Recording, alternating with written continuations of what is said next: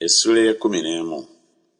Awo Yabini kabaka w'e Kazoli bwe yakiwulira n'atumira Yobabu kabaka w'e Madoni ne kabaka w'e Simuloni ne kabaka w'e Akusafu ne bakabaka abaali ku luuyi olw'obukiika obwa kkono mu nsi ey'ensozi ne mu Alaba ku luuyi olw'obukiika obwa ddyo olw'e Kinnerosi ne mu nsenyi ne mu nsozi ez'Eddoli ku luuyi olw'ebugwanjuba eri Omukanani ku buvanjuba ne ku bugwanjuba n'eri Omwamoli n'eri Omukiiti n'eri Omuperizi n'eri Omuyebusi mu nsi ey'ensozi n'eri Omukiivi Kerumoni gye lusimba mu nsi ey'e Mizupa.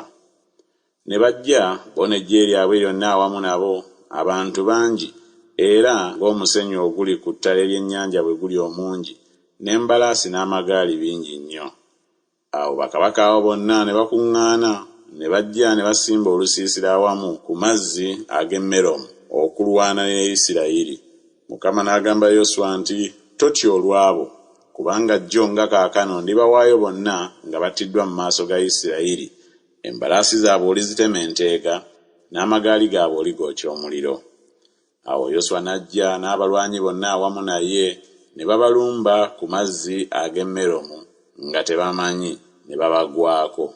Mukama n'abawaayo mu mukono gwa Isirayiri, ne babakuba ne babagoba okutuuka ku Sidoni ekinene ne ku Misurefo Sumayimu ne ku kiwonvu Mizupe ku buvanjuba, ne babakuba obutasigazaako n'omu. Yoswa n'abakola nga Mukama bwe yamulagidde, n'azitema enteega embalaasi zaabwe n'ayokya omuliro amagaali gaabwe. Yoswa n'adda ennyuma mu biro ebyo n'amenya Kazoli ne kabaka waamu n'amutta n'ekitala, kubanga Kazoli edda liri kyekyali ekibuga ekikulu eky'obwakabaka obwo bwonna. N'emyoyo gyonna egyalimu ne bagitta n'obwogi bw'ekitala ne bagizikiririza ddala, tewaasigala wassa mukka. Ne Kazoli n'akyokya omuliro. N'ebibuga byonna eby'abakabaka bali ne bakabaka baamu bonna Yoswa n'abamenya n'abatta n'obwogi bw'ekitala, n'abazikiririza ddala nga Musa omuweereza wa Mukama bwe yalagira. Naye ebibuga ebyayimirira ku bifunvu byabyo Abayisirayiri ne batayokyako n'ekimu, wabula Kazoli kyokka, ekyo Yoswa n'akyokya. N'omunyago gwonna ogw'ebibuga ebyo n'ente, abaana ba Isirayiri ne babyetwalira okuba ebinyage byabwe. Naye buli muntu ne bamutta n'obwogi bw'ekitala ne babazikiriza, ne batasigazaako muntu assa mukka. Nga Mukama bwe yalagira Musa omuweereza we, Musa bwe yalagira bw'atyo Yoswa, ne Yoswa bwe yakola bw'atyo. Teyaleka kintu obutakikola mu byonna Mukama bye yalagira Musa. Bw'atyo Yoswa bwe yatwala ensi eyo yonna, ensi ey'ensozi n'ey'obukiika obwa ddyo yonna, n'ensi yonna eya Goseni, n'ensi ey'ensenyi, ne Alaba, n'ensi ey'ensozi eya Isirayiri, n'ensi ey'ensenyi yaayo, okuva ku lusozi Kalaki okulinnya e Seyiri okutuuka ku Balugadi mu kiwonvu kya Lebanooni ekiri wansi w'olusozi Kerumoni. Ne bakabaka baayo bonna n'abawamba, n'abafumita, n'abatta. Yoswa n'alwawo ng'alwana ne bakabaka abo bonna.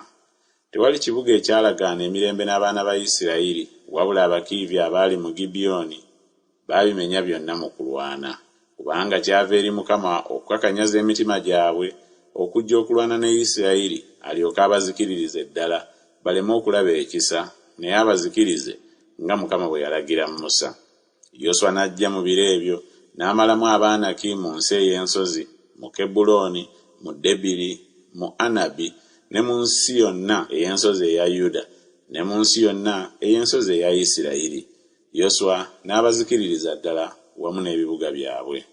Tewaali Baanaki abaasigalawo mu nsi ey'abaana ba Isirayiri, wabula mu Gaza, mu Gaasi ne mu Asudodi mwe mwasigala abamu.